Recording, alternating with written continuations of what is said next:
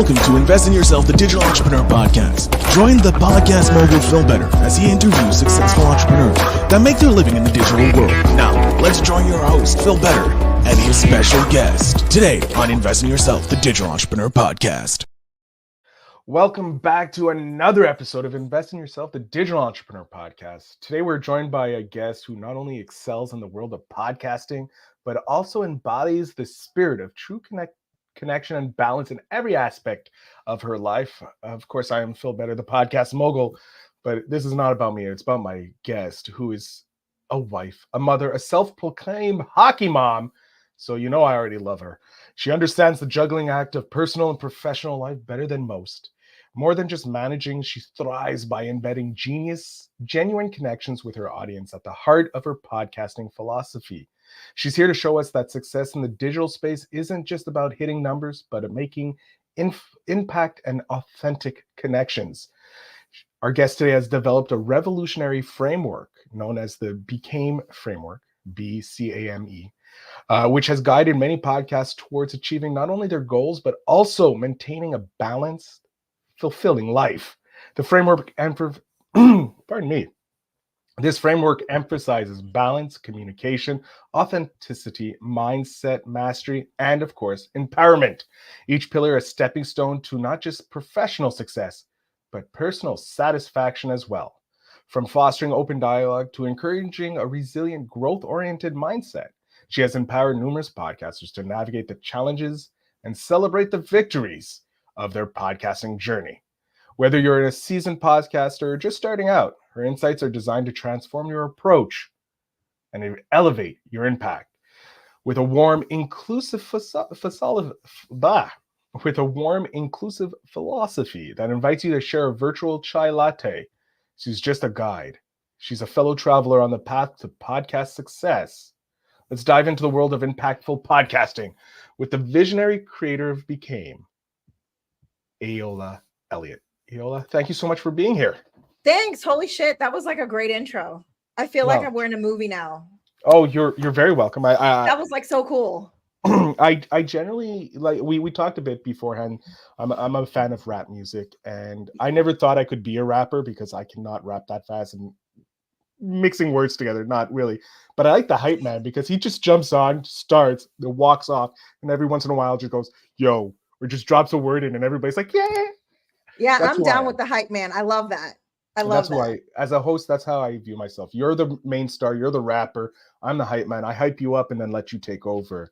Yeah, I love that. That was awesome. Thank you so much. You're very welcome. Glad to be here. I'm excited because, again, I get to geek out with a fellow podcast nerd, if you will, a savant in the podcasting world. Yeah. Well, nerds in so many other ways too. I mean, yes. We can riff on a lot of things that we can geek out on. So we have movies, music, podcasting. We have probably actors and actresses we can geek out on. Hockey, you said hockey, of course. Too. Yes, yeah. I'm a huge. I'm on. No, wait, that depends. What's your team? You're gonna hate me. I'm on the East Coast. I'm from Montreal. So what do you think my team is? Oh God, shit! You're Canadian. Yeah, you're Canadians? Yeah, you're I'm a Canadians fan? No, not that you're Canadian. You're a Canadians fan? My husband's family is from Montreal, but we are not Canadians fans. But I will say I prefer the Canadians fans over Toronto fans 1,000 times over. Nothing wrong to Toronto. I'm not a fan of Austin Matthews. I'm not a fan of Austin Matthews. I can't stand him. It's fine. I fully understand. I have a hate relationship for the city of Toronto, but that's because I'm a Montrealer. That's the only reason. Like, apart from that, like, Toronto's an okay city if you want, but because of the hockey team, they go down. But what team are you? Before we continue, I have to see. We're Tampa. So okay, I'm a Lightning fan. Yeah, I can forgive you for that. We have St. Louis here. You do, and you have Le Cavalier too, who I met. I had a tour of the facility over here when he was here. I won a contest and I got to tour. This is before I had my son, so he didn't get it. But my husband and I got to tour the Lightning facility over here and all that stuff. So yeah, you got a couple of and you know, Cole Caulfield is a badass. Oh, love him. He's doing great. Love him. So yeah, I've got probably the only two teams that I'm anti is Pittsburgh, but more because of Crosby. I I hate hearing about him in every turn. I hate on every turn. And then Toronto. Those are the two teams that I'm like vehemently opposed to. Everybody else, I'm cool because I at least have one player on the team that I enjoy. Yeah, I like that. I like that. Absolutely. Toronto and Boston are mine. But that's because of Montreal. You know, like the historic rivalry with games. But Toronto is always up there number one because it's Toronto and Montreal. Simple as that. Right. It's history. Like there's so much bad blood. But we're not here to talk hockey. Even though I'm pretty sure we can have like 8 episodes on hockey.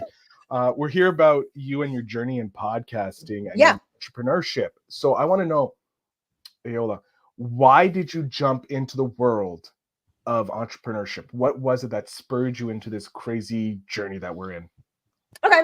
So I have been an avid podcast fan since 2015, 2016. I love true crime podcasts, and that's what I was listening to back then. In 2019, I was working as a paralegal in a law firm, and I was in the hospital with a double kidney infection, and the law firm fired me while I was in the hospital. That's fun. So this was right before, like we're going to call it Thanos time with COVID.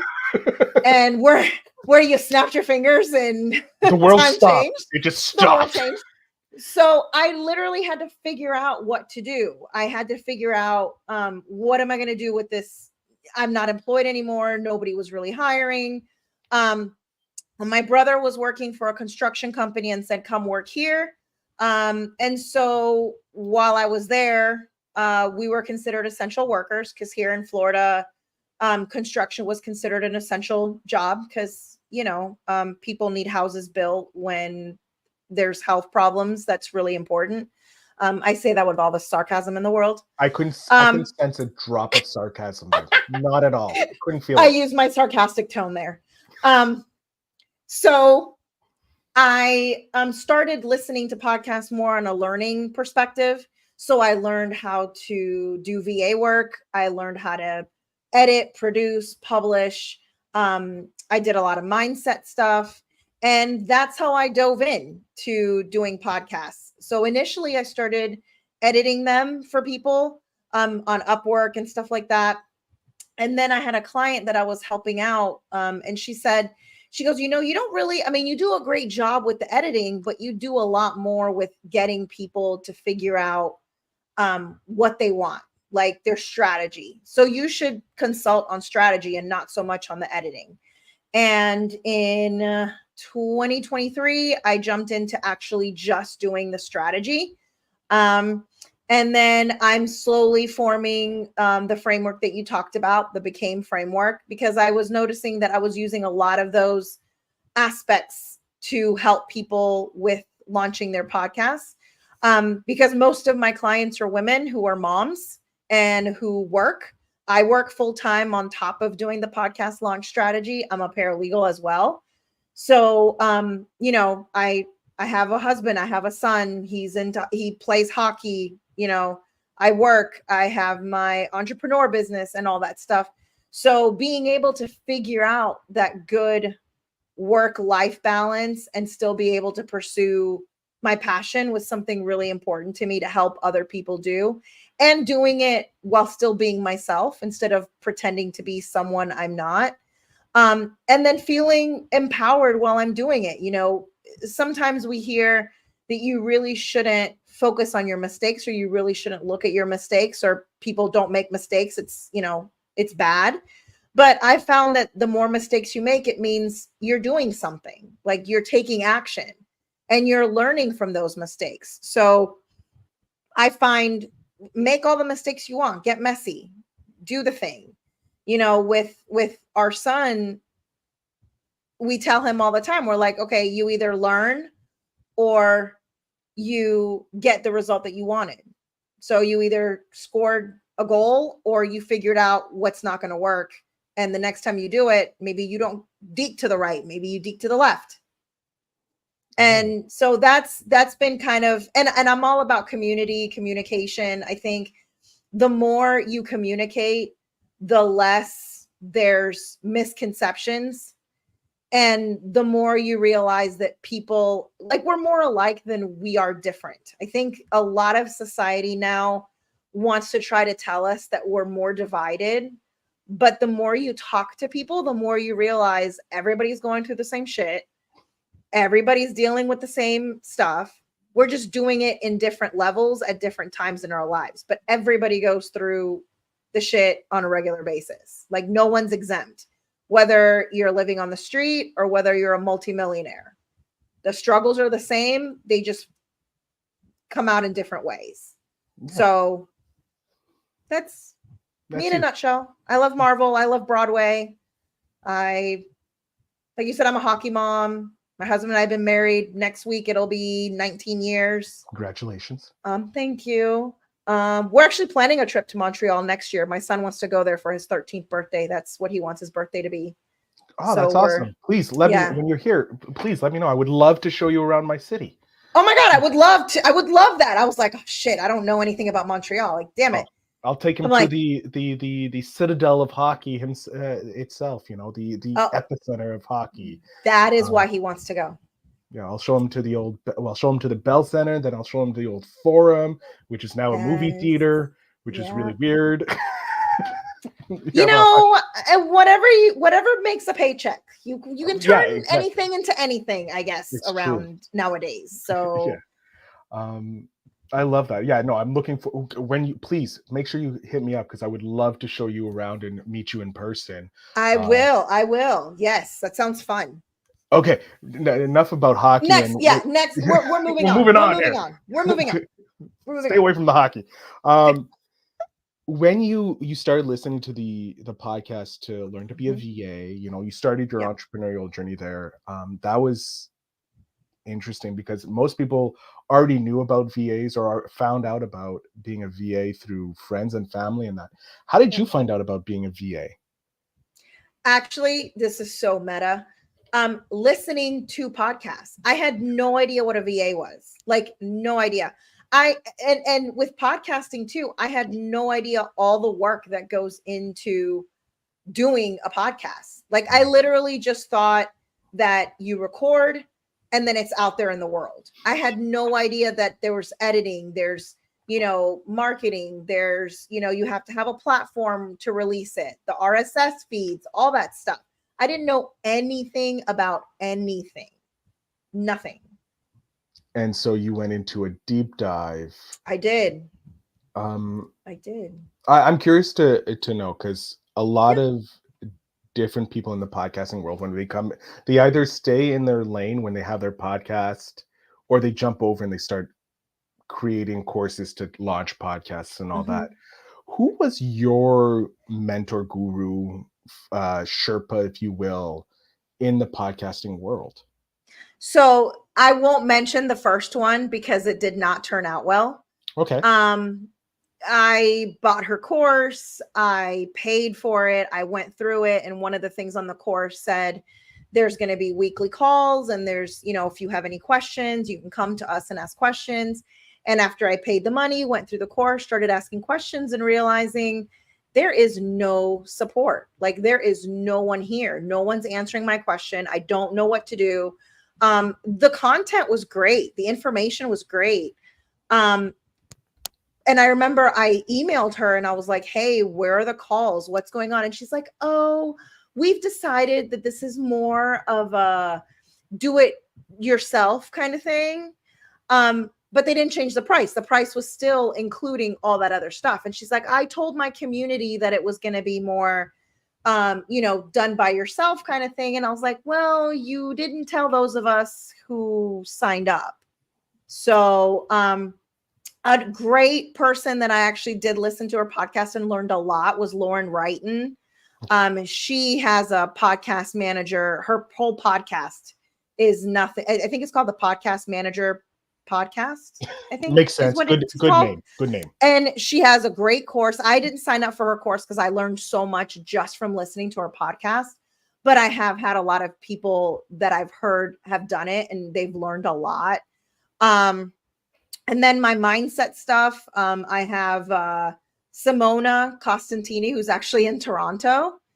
And or she was, I don't know where she moved to now, but she was based out of Toronto, and she has her own agency where they launch and produce and do all that. And she's a good friend of mine and love her dearly. And and then yeah, just a lot of mindset ones. I have Anna Rapp, who's a heart-centered entrepreneur podcast, who I love listening to. And then my coach, I have a business coach. Her name is Faith Mariah. And yeah, those are all the people that in one way or another have influenced what I'm doing now. I love that.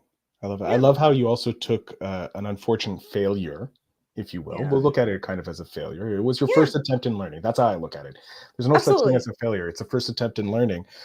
You learned purchasing something. You learned a lot from the purchasing process. You not only learned all the technical stuff, but you also learned, hey, I need to double check to make sure that it's it's worthwhile. And that's something that's very important for beginners to learn when it comes to your entrepreneurial journey. You have to make sure that you're getting what you paid for, in essence, because it can leave a foul taste in your mouth and turn you off.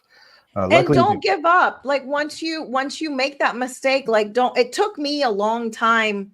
Once I made that mistake, it took me almost a year to actually invest in another coach, because I was like, well, what if I invest the money like I did with the last one and it doesn't pan out the way I wanted to? Like, I'm not rolling in the dough. So, I'm like, I can't just keep forking out thousands of dollars for things when I don't know what's, and so that was really, really hard for me to come to terms with, to finally open up. And it's almost like a relationship, like to open up and make myself vulnerable to allow someone else, to pay someone else to help me move my vision along. So don't think that, because you fail once, everybody sucks and you're going to be a failure forever. Just keep trying. You'll figure it out. I love that. And that's a super important lesson to learn, because not every course, not every piece of material that you take will be beneficial to you, because you may not be the direct target audience, or the person who created the course may not have figured out who their target audience is. Right. So I love that not only did you got hurt, because this is a type of hurt, but I love how even though the pain from that, you were like, I still need to invest. I still need to look to improve myself. And then, even though it did take some time, you had to heal from that and build up the confidence, because when you start this journey, you have all the confidence in the world until you hit the wall, and then the confidence disappears. The fake it till you make it only works so much until adversity comes up. And that wall comes quick and it's hard. It is. And 9 times out of 10, you don't see it coming. No. It's like getting hit by Mike Tyson in his prime. It's true. I feel sorry before or after the ear bite. Either, to be honest. I wouldn't want to get hit by him now, or when he's 87 years old. Like, there's no point in my life that I feel that I could survive a hit from Mike Tyson. That's true. And also Jake Paul wanting to choose to get hit by him is incredible. But we're not talking about Jake Paul. We're talking about you. When you got your first client in the we'll go with podcasting, because as a VA, you can hit a lot of things. When someone came to you and was like, hey, I want you to take care of my podcast. How far into your journey was it? And what was your first immediate reaction to someone actively coming and asking you to manage their podcast? It was relatively early, and the reaction was, oh shit, I don't know what I'm talking about. Like, what the fuck? I have no idea. This person wants me to, she wanted me to redo her entire podcast from top to bottom. And I was literally like, imposter syndrome is my my troll of choice. And I was literally like, I'm putting out here that I know how to do this, and I do. But in that moment, it was like, I literally don't know what the fuck I'm doing. Like, I have no idea. I'm not going to be able to give her what she needs. And yeah, that was my initial response. And it took a lot of work and a lot of, reminding myself that, I do know my shit. Like and whatever I don't know, I can learn. Whatever I don't know, I can resource to someone else. I can give them information, and ultimately they have to make the decision. They have to take the action. I can't do it all. So that was initial first gut reaction to my first client, and it's gotten better from there. There's still times where I'm like, okay, they want me to do this, but I don't know how to do that. And then I just research it. I'm really honest. I tell people if I don't know how to do something or I've never done something before, I'm very honest. I'm like, hey, I've never done that before, but if you're willing to, let's workshop it and see where it goes. Let's see, let's learn together. I don't ever want anyone thinking that, and this is probably from, the failure before, but I don't ever want anyone looking, when I'm showing them something, or I give them my course, or I'm doing a one-on-one with them, I don't ever want them walking away going, she promised more than she delivered. She said she was going to do this, and I understand less about it now than I did when I started talking to her. I want people to come away from the conversation thinking, wow, she gave me more than what she said she was going to. So I try really hard to provide more value than I actually tell you I'm going to give you.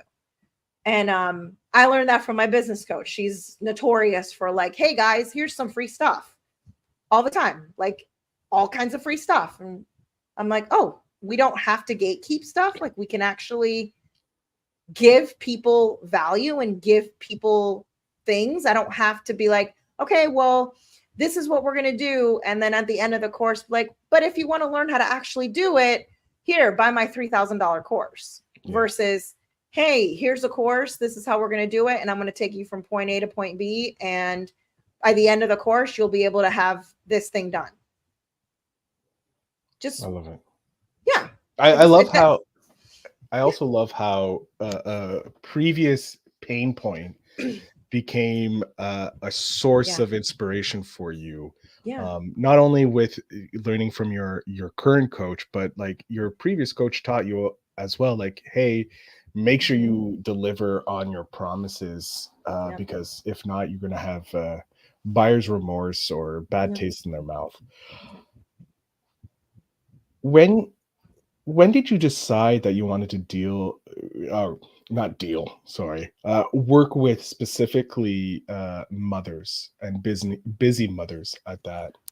Probably the fact that I am one. So I think a lot of us get into entrepreneurship because we were missing something. Like there was something we wanted to do that when we were in that beginning space, we were missing. We needed that, whatever it is, whether it be support, community, teaching, whatever it is. I think a lot of us, when we get started from that point. I think a lot of people say that your ideal client is who you were 5 years ago or something like that, some number like that. And I believe that. Like, I think a lot of what I try to do, it's because I was missing it when I needed it. So whether that be balance, whether that be support, delivering on my promises, not over promising and under delivering, things like that. I learned you don't want people to go through the hardships you went through, because Lord knows they have their own hardships to go through. If you can make something a little bit easier for someone, tick that box off for them and, let them know, hey, here's how I can help you. They can find the other help resources somewhere else, but it's one less thing they have to worry about. I like that. And I want to touch on your Became framework, because it's central to your strategy in helping podcasters succeed. Could you tell me what inspired you to develop this particular framework, and how did you determine that those 5 pillars were critical to a podcaster's success? So I was looking at the questions I was getting a lot. I did some market research, and a lot of the questions I was getting were around those things. I think a lot of people And no jab on them, on podcast strategists out there who are very keen on looking at the tech and looking at the actual physical part of the podcast. For me, being a mother and a wife and working full time, all the things that I put in my became were things that I was struggling with when I started, and things that I was looking to do. So like balance, communication, collaborating, being authentically me, conquering my mindset, and feeling empowered in all of the things that I was doing. They were all things that for me were very, very important in how I created the podcast that hopefully I get it out by November. I'm recording. I just haven't released anything yet. I got dared to do it, and I'm going to do it. Just haven't had the chance to yet. But those were all things that I was jumping in and saying, I need all of these things, because if I don't have all these things, if I'm not at least addressing these things, they're going to come up in different ways. And they're going to cause burnout. They're going to cause me to feel tired and overwhelmed and not want to do it and want to quit, because these pillars they're not supported. They all need to support themselves, and they need to support each other in order for the podcast to be successful, in my opinion. Because you can have the tech, you can have the actual, behind the scenes working fine. But for me, if you don't have that mindset, that feeling of purpose and passion, you don't have a reason for doing it. And when the times get tough, you're not going to be able to, like, the solid foundation isn't there, if that makes sense. No, it does. It does. If you don't focus on like those pillars, like you said, or your own pillars on why you're doing the podcast, the minute you hit adversity, right, you're going to fold up shop, move on to the next shiny object. And before you know it, you're 18 years down the road and going, I should have had that podcast. Yeah. And I love how you said your focus, because that's so important. I think a lot of people, when they get started, they're looking at, people whose podcasts are, million downloads. They have all this stuff, and they're comparing it to that podcast. Well, you don't know, does that person have money behind that podcast? Does that person have a team of 5 or 10 people that, are doing all the things? And when you get started, it's literally just you. You're responsible for coming up with the ideas, recording, editing, publishing, promoting, marketing, all of those things. And to compare yourself, like you're comparing your beginning journey with someone's end journey, and it doesn't jive. Like, it doesn't work. I love that. So And it's very true. Like, coming back, like comparing yourself or trying to copy someone else's style. Like a lot of podcasters, I want to be the Joe Rogan. I hear that. Yeah. And it's like, first of all, are you the mouthpiece of a major organization of martial arts? No. So you can't do that. Are you an actor? No. Are you a comedian? No. So how are you going to be Joe Rogan and have the numbers that Joe Rogan has when you don't have majority of his foundation? Right. So I love that you said that as well, and iterated that you need to find what it is for you, what is your podcast. And it harkens back to some of the stuff, some of the comments other entrepreneurs said, that you have to be selfish first. Before you can help someone, you have to help yourself. You have to be selfish. So you have to be selfish with your podcast. Why are you doing your podcast? What's the reasons behind your podcast? And then you can go and be like, okay, this is who I want to help. Because once you fix yourself, then you can fix, help others fix themselves. So I love that as well, that you iterated that you need to find out what you can't pour from an empty cup. Exactly. You have to fill yourself first. And that took me a long time to come to terms with, because I'm very service oriented, but I realized that if I'm tired, if I'm burnt out, if I'm overwhelmed, if I'm not taking care of myself, I'm I can't take care of anyone else. I'm too tired. I'm too run down. And it doesn't do anyone else any good for me not to take care of myself.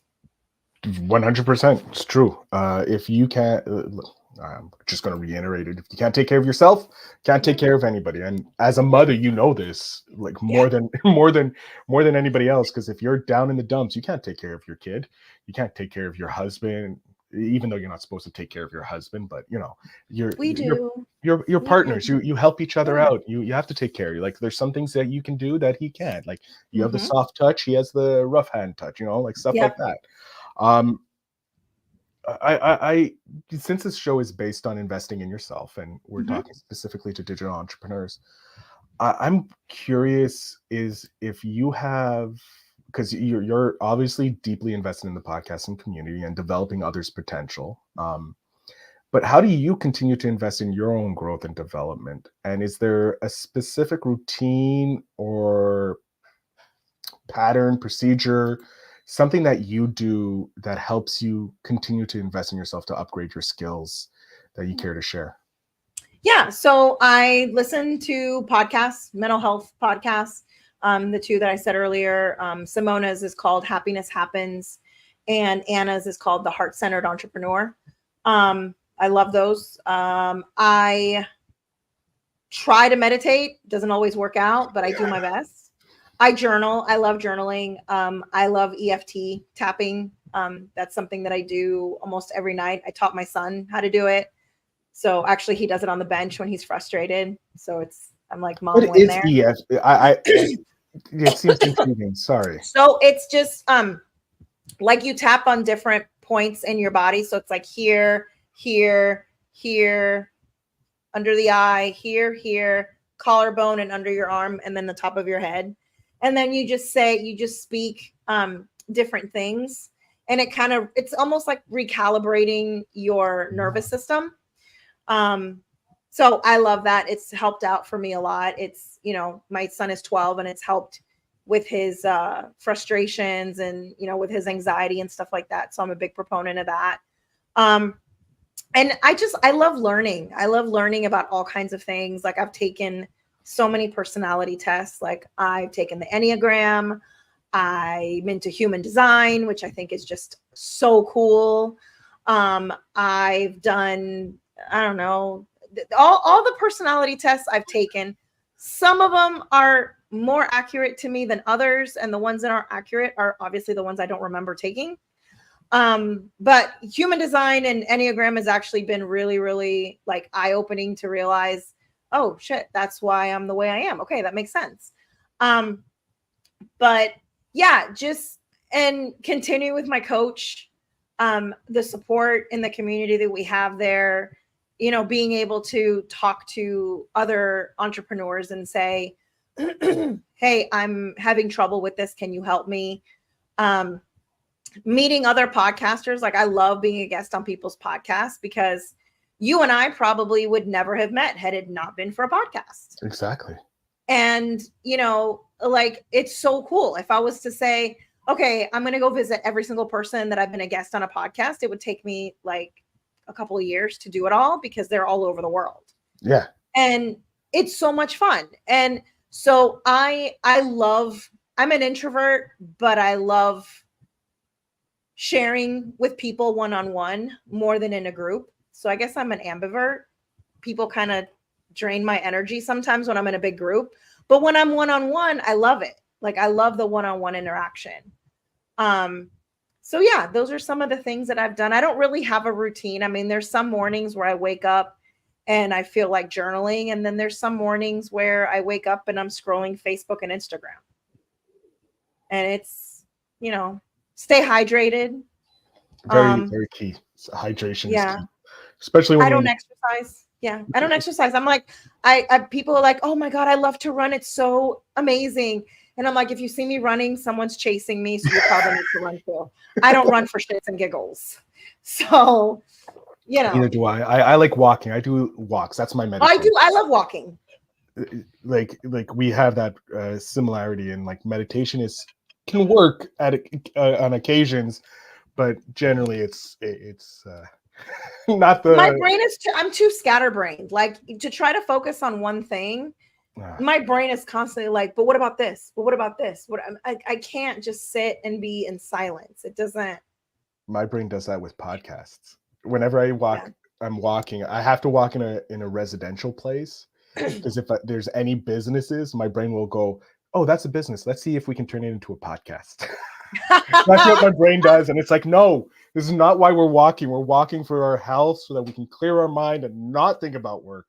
So I've learned that I have It's to your walk. passion, so of It course you is. think about it all the Oh, time. I love podcasting for the last Yeah, decade. I love it, but at the same time, I like a break from it from time to time, that's true. Yeah. because it's all consuming. Like if I let it go, it's I'll have 155 podcasts and I'll have no time for like to live.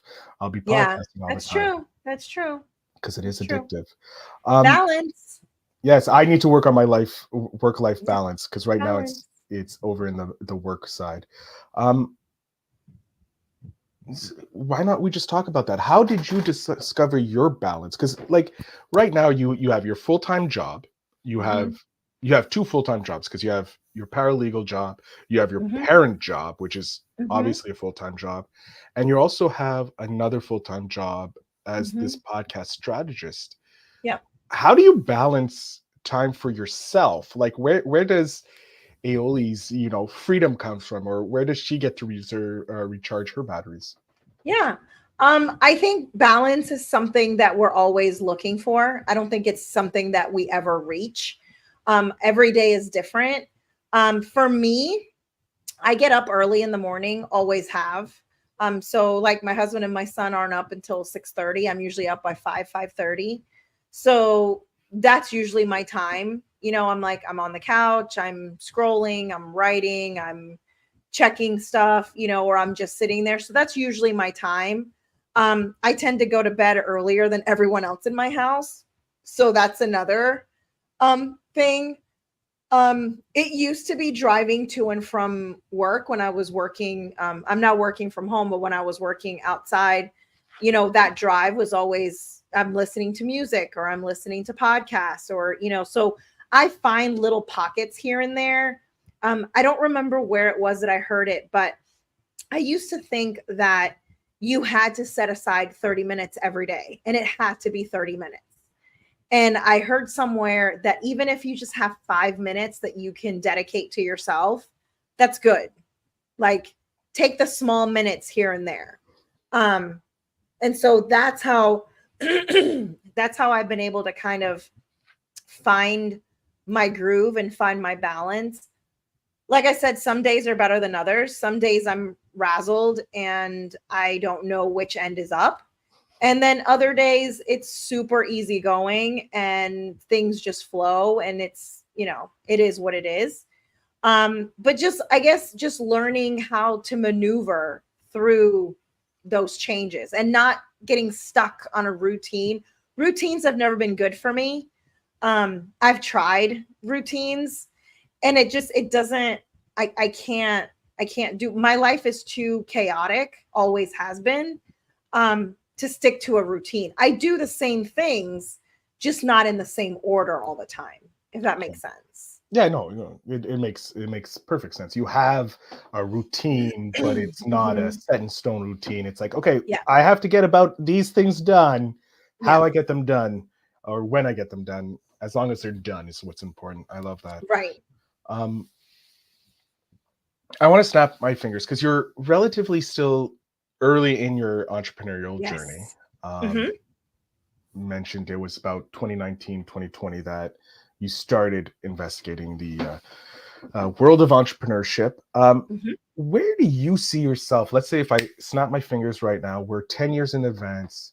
Aoli, where are you? What are you doing? What is the became method or the framework? What are we doing? I would just like to have, let's say, 10 years. I would just like to have been able to have helped, let's say, 500 podcasters get visible, share their message, share their heart. I think for a lot of people, when they have podcasting, when they start thinking about podcasting, in my mind, that is something telling you you have something to say. And the moment that you decide, oh, well, someone else has already said it, I can't say it better than they did. You're fooling yourself, because if you have it in your heart, in your intuition, whatever you want to call it, to say that, that's because there's someone out there waiting for you to say it. And when you don't, you're removing that person's chance of having a life-changing experience because you are selfish and didn't want to share that message that your spirit called you to share. So I would just like to be able to help people get past that. Paid or not paid, I don't really care. It'd be great if I was getting paid at it, but if not, and I'm just serving for the purpose of serving, I'm okay with that too. I've always loved serving people. And if that comes in a way where I'm a nonprofit or, I'm just doing it as a service to people, I'm okay with that. I don't mind.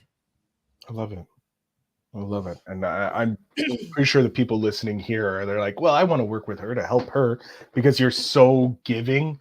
You're you. so willing to, in essence, sacrifice to make sure that they reach their goals, their success that they're looking for. And I love that, Aeolia. That's something that I can admire, because I'm the same way. I want people, my goal is 100 million podcasts. So I love that.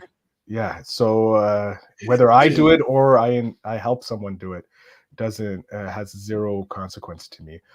We are coming to the end of the episode, which I hate, because I love talking podcasting and the world of people with podcasting. But we're going to jump into the last question here. I have 10-year-old you beside me.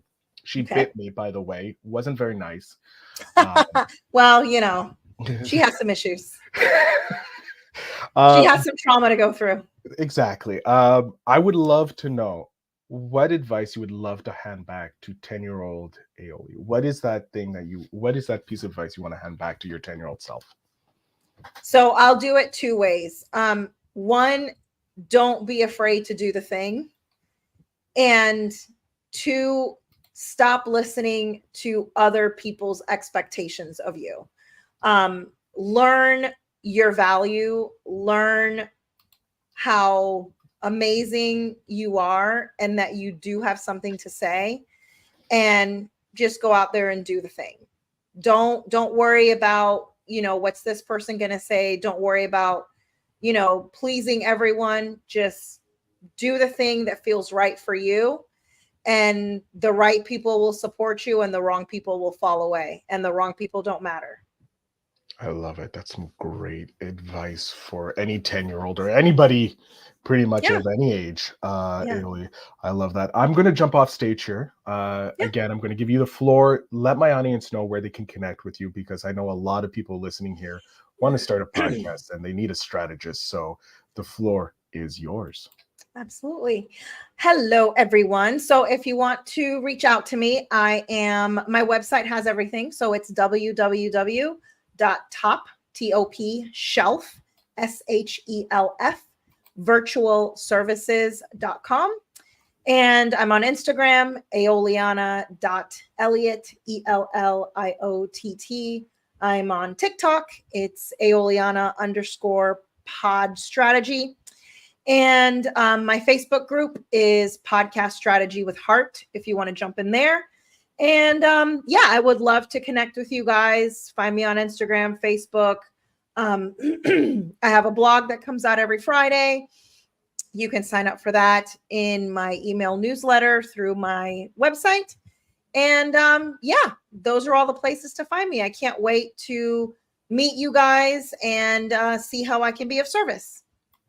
I love it, Aeolia. Thank you so much for being here. It was a pleasure chatting with you. Yes, it was. And sharing our mutual distaste for the team of Toronto was fabulous. to my audience, make sure you check out the show notes down below because everything for Aeoli will be there and you can connect with her. And I highly suggest you do if you are looking for someone with more heart than they know what to do with. Because thank you so much, Phil. That was so sweet. Thank you. It's very true. You have been nothing but open, kind, and generous on this episode. So you do have a huge heart and it comes through. And I think a lot more people need to know that. And of course, your Facebook group with the heart makes so much sense. So definitely go check out the show notes to connect with Aeoli so that you can have a more heart-centric person in your life. Aeoli, I can't thank you enough. I am so happy that we've connected and we have likewise have this episode to look back fondly and laugh when the Leafs again miss the playoffs. True, so true. Again, thank you so much to you, to my audience for listening. And as always, remember to invest in yourself.